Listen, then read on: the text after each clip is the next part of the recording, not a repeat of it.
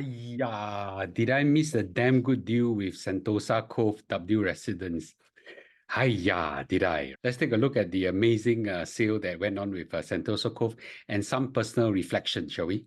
So the title of my talk today is Damn, Did I Miss a Damn Good Deal, right? So I must confess that I'm not a real good judge of property, and the fact that W residents at Sentosa Cove were all sold out the day they were released means that maybe, I have been blind and a lot of people has been more sharp-eyed than I do. So today I'm going to walk through and do a bit of self-reflection, and let's see whether that is a good deal or not a good deal. So W Residence has a strong demand. We all heard the news. The developer initially put out 58 units for sale, okay? And then there was just an tremendous amount of strong demand, and eventually they released more units. So total they sold out 65 units of the 203 units that they own. And they have 138 units left. Then the question I've been asking myself, why don't they quickly took the opportunity to release that 138 units, right? But I guess at that point of time, they probably eyeball and saw the number of buyers and say that the number of buyers could probably fit 65 units. And still, it was a great demand, right? So they still have 138 units left, and the discount that they offered was a fantastic discount of 40%. So if you were to look at the photos here of W Residence, it's a beautiful location, right? So if you walk around the marina of Sentosa Cove, I imagine that if you like tranquility and peace and nobody disturb you, well, you could walk around all these places. If you have rich enough, you can own a yacht and enjoy life there and things like that, right? So if you have rich enough, you can even buy a landed house and enjoy this, right? So I think this is a beautiful place. It's something that really brings life, to a different level for some people. The interior of the house looks fantastic, depending on where you stay. It's and how you decorate it. But I imagine that a lot of the places in W Residence are rented out, so the developer will taken a keen interest to upkeep the house as well. Some more pictures. Look at this, right? This really looks like a hotel, man. Imagine that some of the units I would imagine that is move-in condition, so you don't need to spend money on renovation and things like that. You just move in and just beautiful, right? I really must say that this is really very tempting for many people. If I'm going there, and if I'm there during the queue with the rush of people over there, I would imagine that myself maybe falling, succumb to temptation and just cave in and just buy one emotional buy. Who bought these Sentosa Cove houses, right? Surprisingly, Singapore and permanent residents took up 90% of the buyers. There were some foreigners, China, France, and US. I don't think there are many. Okay, 6% of them, but majority are Singaporeans and permanent residents, right? And we always think that Sentosa Cove is suitable for Ang Mohs, rich expats, and things like that. But Singaporeans and permanent residents actually took up most of the buy. And I think this is a reflection of there are a segment of people that really likes this kind of lifestyle. So, Mr. Lu, is it a good buy? What an idiot. Everybody buy, you didn't go and buy. You must be an idiot, right?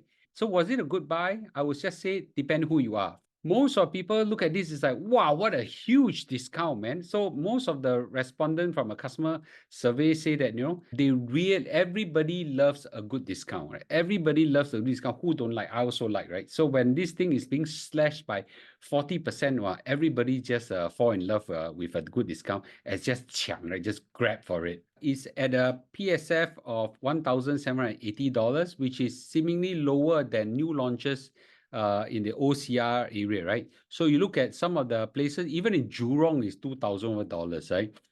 Upper Thomson is 2,000, okay? Changi is 1,008 Changi, right? Okay, and then you have got Geylang, Geylang, $2,000, okay? And then maybe we have Yishun, 1,005 and so on, right? Pasir Panjang, 1,008.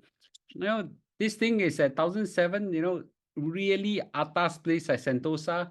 I think it is a real good bargain. I can understand, right? In Sentosa Cove, you really have quiet enjoyment and privacy. You really will have no disturbance. Even socialite influencer like Jamie Chua really have a private space there in Sentosa Cove House. Is really beautiful. It's really luxurious and high quality homes in exclusive waterfront enclave.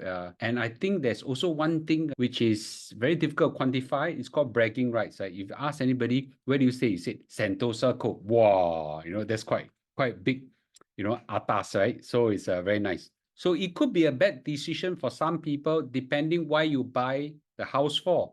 For starters, it's commonly agreed that this house probably will have poor capital appreciation.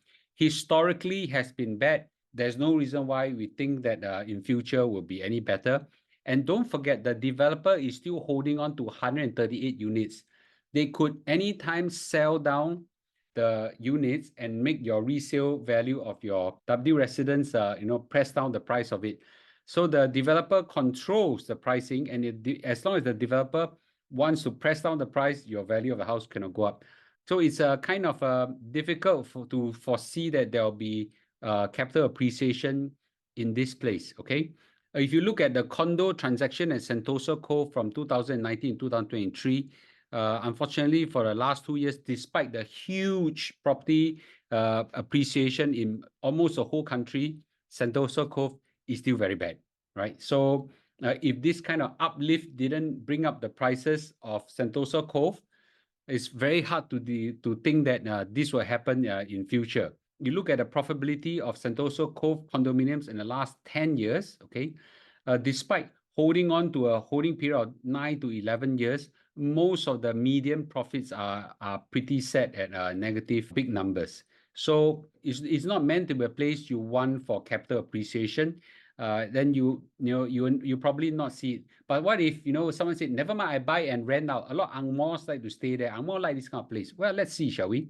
Is it good rental use? Well, don't forget the maintenance fee is very, very high. A two-bedder maintenance fee is already $1,200 plus.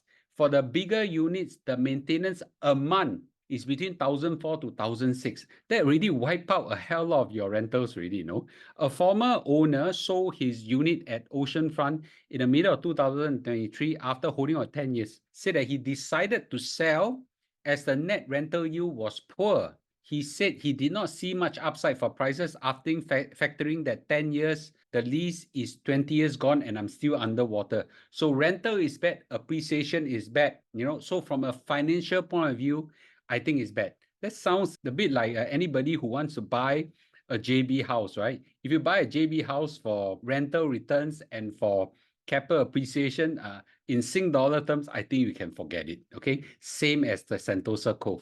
You have all these international schools and preschools in these places. I imagine the price will be quite high, but to travel to schools outside is going to be quite a long distance.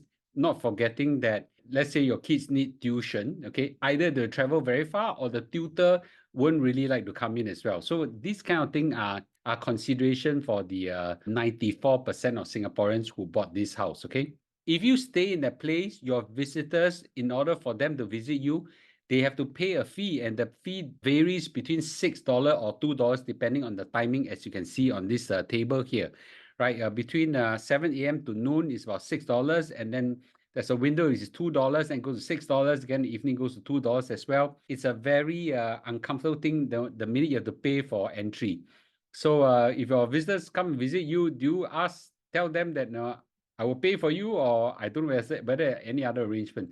But this is also for depending who you are. If you are a person who don't like visitors and you cannot find the excuse for people not to visit you, stay there, people won't come and disturb you. So that can be a plus depending on your lifestyle. For me, maybe this is something not for me.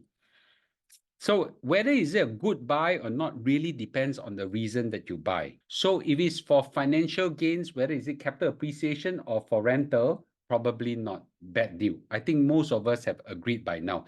Even the 94% of the Singaporeans who bought, I think they went in with their eyes open that this is not a good financial gain. I would imagine that most of them bought the house for peace, tranquility, privacy, and atasness and enjoyment, right? That's okay. That's okay. There's no different in that sense, for this reason, no different that I bought my Malaysia house. It's also for enjoyment, right? So they buy the house for enjoyment. Why not? It's a wonderful place. So, Mr. Lu, did you regret or not? Well, I still feel very sour because I really want to have a place that has proximity to fishing, right? Unfortunately, fishing is not allowed in Sentosa, and the enforcement is very tight. Okay. And there's one more very important thing is that I'm a heartlander and a social animal. I like to have visitors, friends, and things like that. As a community, me and my family gather together very, very often. Our friends also. And then I'm a heartlander. I need my kopitiam. I need a hawker center. Whenever I'm in Singapore, I need this kind of thing. I need to travel in be able to walk to some of these places or travel a short distance to reach these places. So this place, very difficult to go, right? I've said it for long. Actually, if these issues are not available, as long as fishing was allowed, I could have caved in. But I really checked out the place. I strictly not allowed for fishing. And the enforcement is very, very tight. Gonna fine left, right, center. Yeah, just not for me. Just, fate, right? Fate. So who might get the last laugh? Who knows, right? There are some master plan for Sentosa to be redeveloped and rejuvenated and things like that. Maybe, this whole place will have a massive upgrade, and as a result, value will go up and things like that, right? Who knows, right? So it's very difficult to tell.